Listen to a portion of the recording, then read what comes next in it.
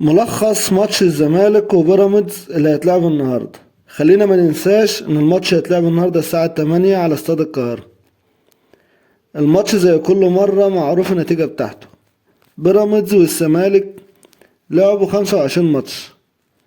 الزمالك كسب 14 وبيراميدز كسب 4، وفي 7 ماتشات خلصوا بتعادل. وكان معتاد بيراميدز هيجي قدام الزمالك ويعمل فيها فرخة بلدي، واحنا عارفين ليه، لان هما الاتنين ولاد عم. وبيراميدز ممكن يعمل اي حاجة عشان الاهلي ما ياخدش الدوري، وفي نفس الوقت عشان يساعد الزمالك ان هو ياخد الدوري. مش مهم عنده ان هو يكسب او لا، او ياخد الدوري او لا.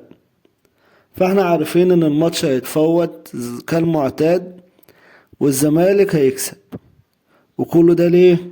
عشان الاهلي ما ياخدش الدوري. ما تنساش تعمل لايك واشتراك في القناة.